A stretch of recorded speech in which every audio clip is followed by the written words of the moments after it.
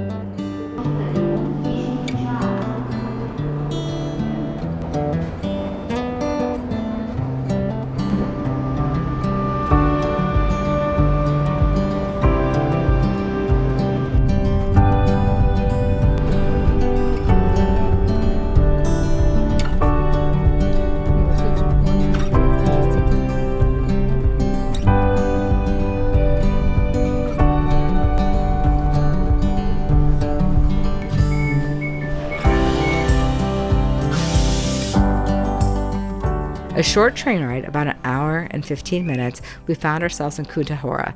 Carissa got some good crocheting done on the train ride, and we were excited to go and explore this UNESCO World Heritage Site.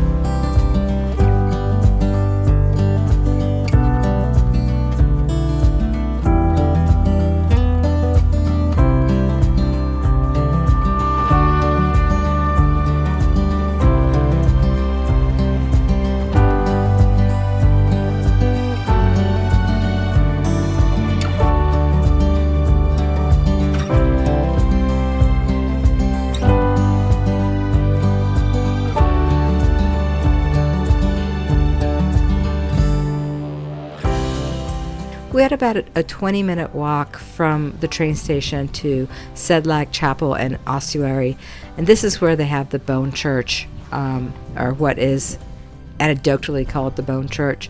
The story goes that this is such a popular burial ground that they ended up having to dig up some of the old bodies, the skeletons, and rehome them in the ossuary.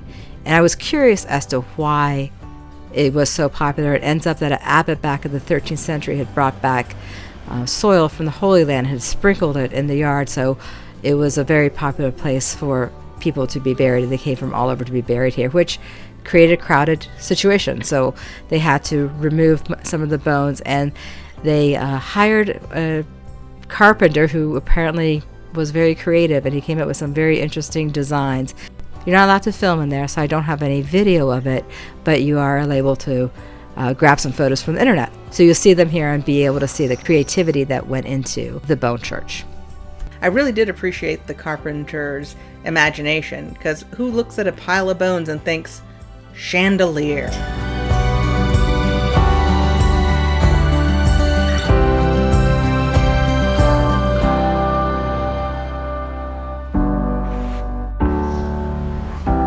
Embracing the theme in a very significant way.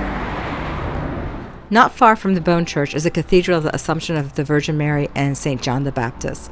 So we stopped in here to take a peek. It was all included in the tickets that we bought. So we were able to go into the various different sites all on one ticket. So that was very convenient.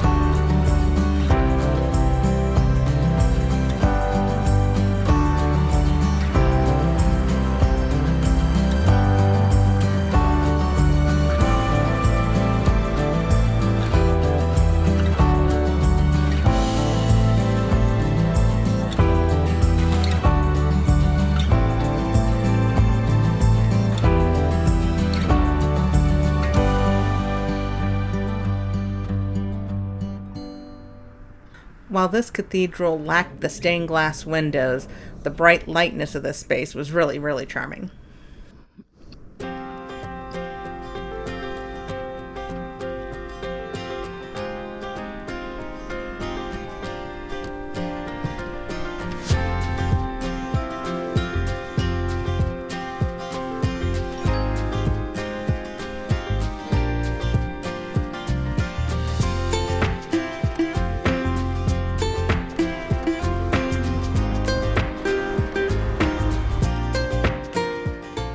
As we were walking towards our next major destination, we kept on running into various different interesting things, like this plague tower that's dedicated to the victims of the Great Bubonic Plague, also known as the Black Death. And wherever we looked, there were these houses with these amazing frescoes, which Carissa really appreciated. Well, who doesn't love a fresco? Also, who doesn't love dining al fresco, which is what we did next because our feet hurt and we were hungry. So we stopped by this little place and got some pizza before we headed out to see St. Barbara Church. And while they call it St. Barbara's Church, it does a pretty good imitation of a cathedral.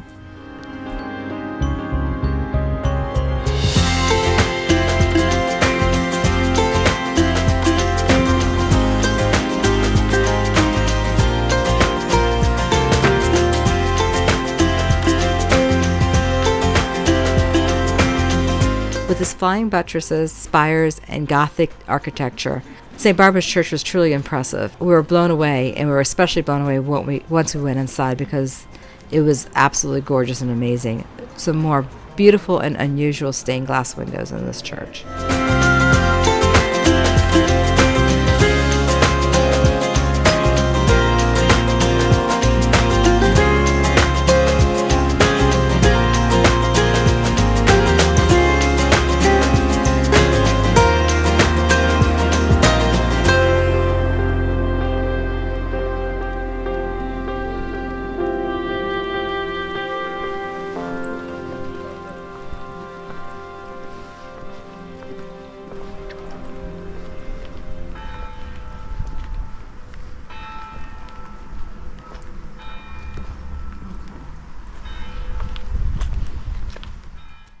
Right next to St. Barbara's Church was Corpus Christi Chapel, and I love this space with its vaulted ceilings and austere architecture, which was supposed to have been an ossuary as well, but was never really used that way.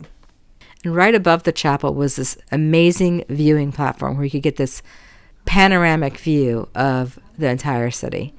And there was also this little statue carved in the cliffs of some very important person who I do not know. Technically, that's a bas-relief sculpture. She's the architect. I can understand why this place is a UNESCO World Heritage Site. Everywhere we looked, there was something beautiful to look at with major historical importance. We were actually trying to leave. We kept on getting distracted by all the beautiful things that we kept on running into.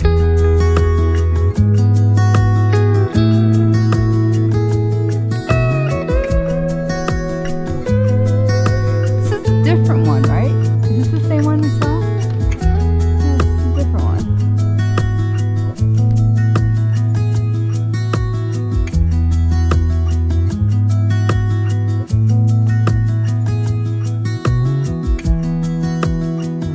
After a minor kidnapping situation with our taxi driver, which I think he would have called a miscommunication, we ended up at the train station. Not the correct train station, but at least a train station that would get us back to Prague.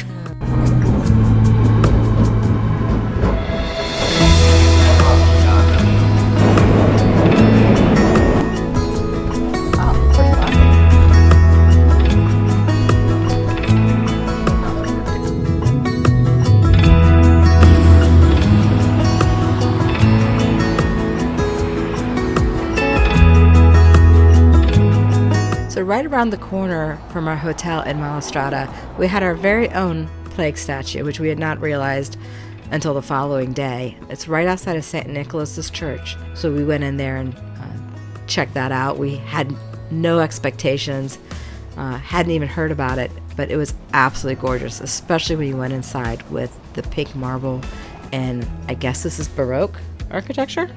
Baroque architecture. Architect says it's Baroque architecture.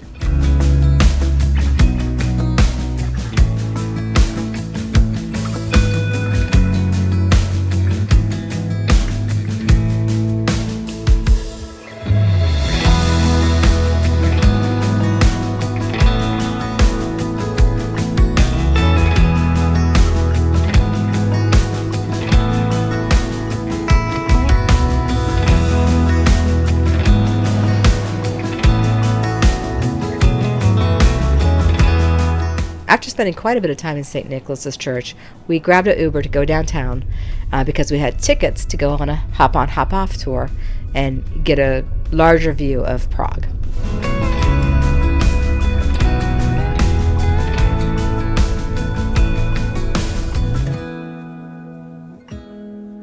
One of my favorite things about Prague really was the juxtaposition of the different types of architecture.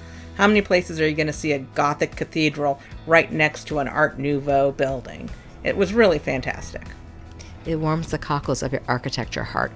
It does. My cockles are fully warmed. So now it's time for us to warm our bellies. First, we went and made sure that we had our tickets all set for the hop-off tour, which wouldn't start for another half an hour. Then we headed over to the mall that was right across the way to grab some breakfast. What we were not expecting and were completely surprised by was the fact that we got some entertainment with our breakfast while we were waiting, which was totally unexpected, but I would say totally check.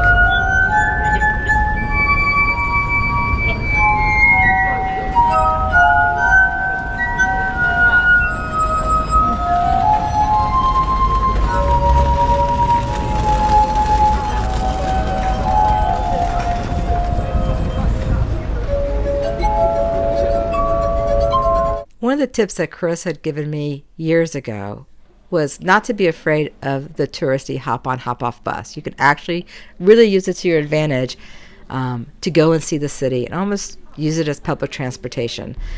So ever since she gave me that advice, I've been doing it whenever we travel, and we did it again in Prague. I got to see some pretty amazing things.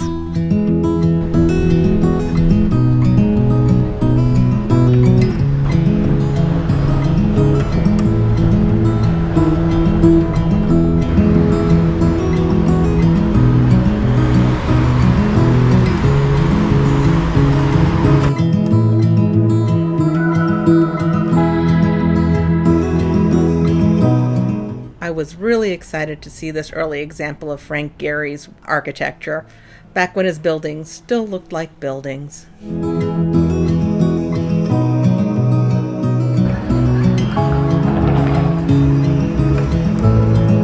Down the street from the dancing house was Charles Square, and I hate to say that I was underwhelmed, but I think I was expecting a little bit more. But it was a nice green space in the middle of the city. Oh yeah, not actually a good fountain. No, it's kind of a crap fountain. Yeah. That looks like a Soviet era fountain. It's the least you can do to become a fountain, really. A spigot in a basin.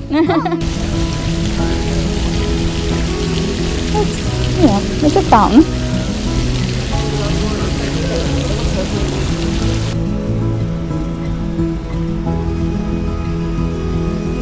Smiling death of fellow. He is. Look at him. I like it.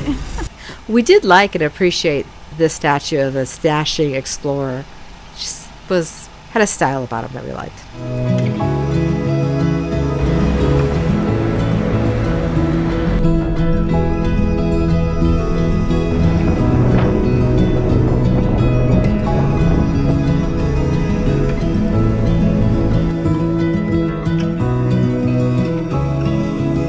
We hopped back on the bus and headed back over towards Malastrada to the Strahov Monastery, known for its beer, wine, and art, as well as the Philosopher's Library.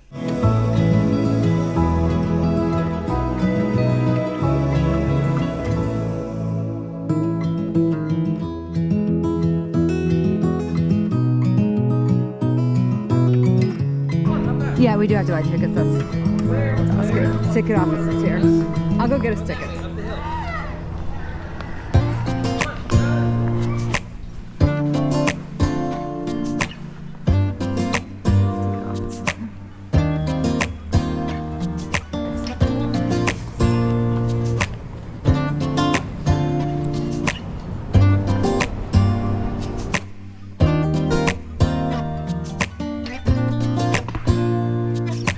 Our first stop after getting the tickets was the gallery, where they gave you a lovely glass of wine and a price sheet in case you wanted to have a little extra souvenir.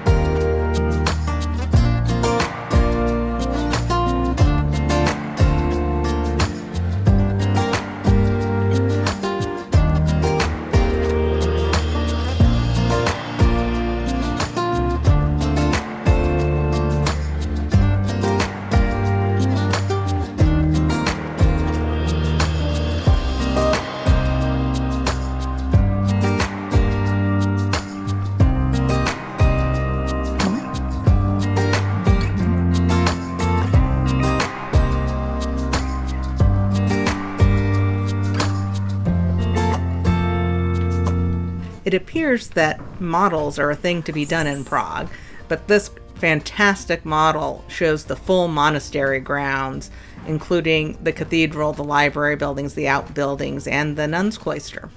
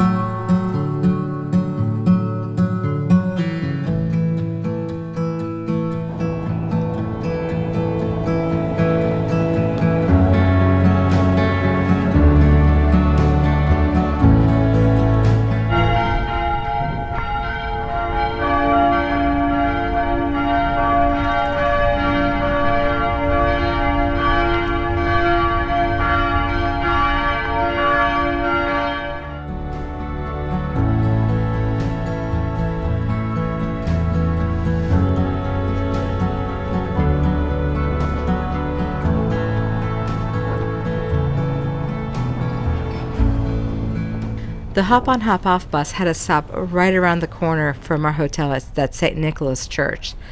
So we hopped off and started to walk back to the hotel and just happened to run into this totally awesome random church. I guess that's just Prague for you.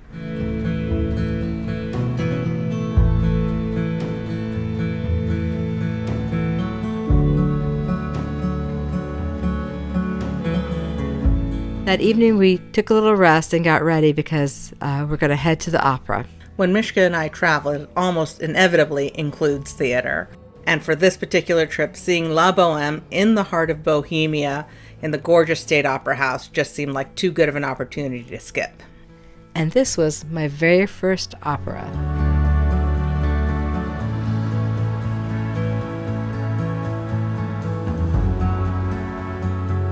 In our next and last episode of our Prague series, we'll be heading out for a river cruise, a Czech folk concert, and finally visiting Old Town Prague. So stay tuned.